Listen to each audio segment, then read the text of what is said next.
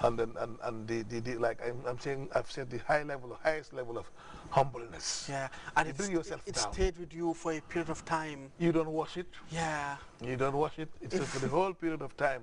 And interesting enough, the dirtier it becomes, the dress becomes, the more valuable it becomes, and people people like it more. And that is why you see many of the Muslims that go to Hajj, they come with their ihram dress, no matter how dirty they are.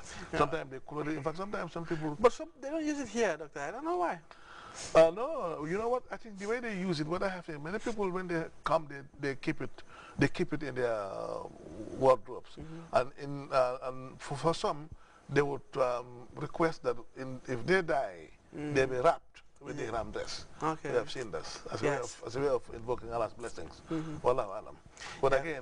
again, wrapping somebody with the ihram dress can only be meaningful if the person's record was clean before that. Okay. One has to ensure. But it can be also important. Yes, yeah, well, because it is from Makkah, it is blessed. It may carry blessings from Allah subhanahu wa ta'ala. Okay. But the individual Muslim must make sure that his or her records are clean before moving from this world to the other, to the other world. Okay. Allah alam. Yeah. Doctor, the discussion is very, very interesting. What we do right now, dear viewers, is to take a short break. When we come back, we'll open the lines for you so that you can call and ask questions pertaining to what we're discussing and other things concerning Hajj. Now we'll take this break now. When we come back, inshallah, we'll give you that opportunity. Interesting.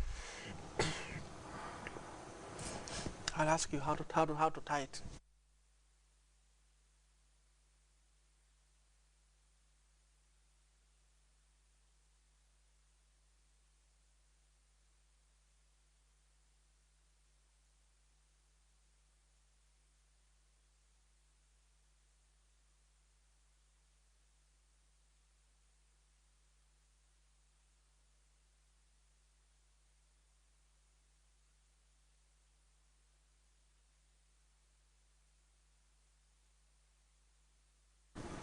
الحمد لله رب العالمين والعاقبة للمتقين ولا عدوان إلا على الظالمين. Welcome once again, dear viewers, to this interesting program. And now what we do is to open the lines for you to call and ask questions pertaining to what we're discussing today, which is Hajj. The number you can call for those of you staying outside the country is 00220 437 3910. 00220-437-3910. For those of you inside the Gambia, the number you can call to contribute or to ask questions is 437-5905. 437-5905. We've opened the lines, and you can call and ask any question. And inshallah, Doctor will be here to answer your questions. Now, Doctor, to move on, before we have our first caller, I wish we had the ihram here. Yes, to demonstrate it. Yeah, and you'd have taught us how to tie it or how to use it. Yeah. But nevertheless, you explain to us how to use it, because most people going to market this year would like to know that. Yeah, you know that they're always in two pieces. Yeah, two pieces. Whether for male and for female. For a female, theirs is easy because they are allowed to sew it. And because of the sensitive nature of women and the parts, they are allowed to sew it. And it shows like a trouser and a rope. They put it on, and then for them also they have their head cover. Unlike men, the men's head will not be covered. No hat. No hat. And for the men, it's not sewn. Two pieces. One is wrapper from the navel to the ankles. They tight it very strongly, because sometimes you need to use a special rope to tie it very strongly, otherwise it can fall down. And then that's the lower part. The upper part, you take the upper part and also wrap it on from the how to call it, from the back. You wrap it. You have part of it coming through the right arm, while the other part is always covered. Like you have a big wrapper, you wrap it Okay. around your body, tight it around your body like this. Okay. And then that one is easy to handle Okay. because usually, and it's also the part that it covers is not part of the private parts. Okay. The groin are the upper part, and that is why, sorry, the lower part. Okay. And that is why that one you need to be Very tight and very cautious. careful, yes. We take this first call. Assalamu alaikum, caller. Alaikum salam wa rahmatullahi wa barakatuh. Bismillah, welcome to the program. I'm greeting Dr. also in the name of Islam. Actually, can you adjust your voice a bit? I'm not getting that clearly. Assalamu alaikum wa rahmatullahi wa barakatuh. Wa alaikum salam wa rahmatullahi wa barakatuh. I'm thanking Doctor for teaching us about the Hajj. Thank you very much. And it's very much indeed needed for people to be sensitized. Yeah. Because we have been seeing people go to Makkah, they deported them because of the sensitization. Yeah.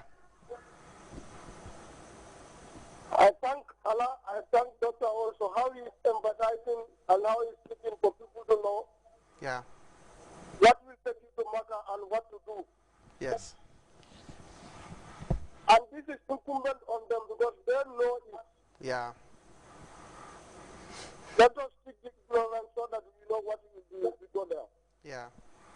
Assalamu alaikum wa rahmatullahi wa barakatuh. Thank you very much for your contribution. It's very interesting. Yeah. I think he was just trying to explain how elucidate and how interesting and clear the points you explain are, and how you're trying to emphasize on some of the issues. Yes, yes. Which is very, very true because Yeah. we all know that Hajj is expensive. Yes, Hajj is expensive. And it's very demanding also. Yes, very demanding. So if you have to go for Hajj, an undertaking which is a component of Islam, you should be equipped with all the requisite knowledge at home before you embark on this very, very interesting journey. Yeah, I'm sure Gambia, what happened in many countries, many Muslim countries in the Islamic East, and I'm sure we will one day reach that level of development, is that they keep permanent Hajj camps or Hajj cities or Hajj towns.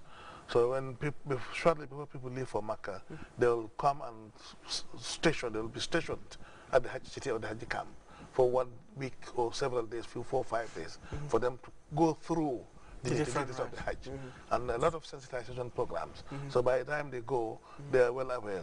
Well aware of. And in addition to this, also they travel with guides. Hey, we do travel with guides, highly motivated and quite conscious, quite how to call it, enlightened, and they always do their best. Yeah. But like he's saying, that is exactly the point. You need to know what you're supposed to do and when. If you miss these sensitizations, while you are there, keep on asking people. You have your own national guides who travel with you. And in addition to that, also the Saudi government, they have the muftis are stationed everywhere, religious scholars. Well seated. You see them in small, how do you call it, boxes like police, the police boxes that you see in the streets, sit, containers, sitting waiting for anybody to come and ask any question. Well, language might be a big problem, but most of them will speak either English, French, Arabic, or let's say Portuguese.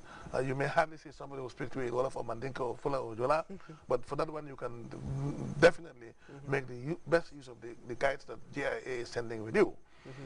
So we must know what we should do, how, and we must be prepared. Okay. It is not a tourism journey. You have to suffer. You have to, and particularly the days of the Hajj, like what you call the Ayam al-Hajj, from the 8th of Zil Hijjah to there are 3 days, very hectic days, followed by another 2 or 3 days of Mina. Generally, you have 6 days. These 6 days periods, even if you spend Makkah in 1 month, you can spend a whole month enjoying. But the moment these dates started, you find yourself in a very, very hectic business. People will get lost sometime. They will lose their way. People would be extremely exhausted because Hajj is by definition a very hectic business. So it's not a luxury. And if you know this, you know what you're going for, and you're prepared to cooperate with the career and the guide and the mission, I think you will enjoy your stay in Makkah. Okay. Yeah. I made to understand also that when you're taking this ihram, watches, rings, caps, undershirts, underpants, you remove everything. Yeah, but I don't think it will be necessary for you to remove the watch. But of course, the underpants, anything which is sewn, you have to remove. Everything. Everything you have to remove. Otherwise, you may be taxed, you may be fined, and the fining is for you to slaughter a ram and give it to the poor.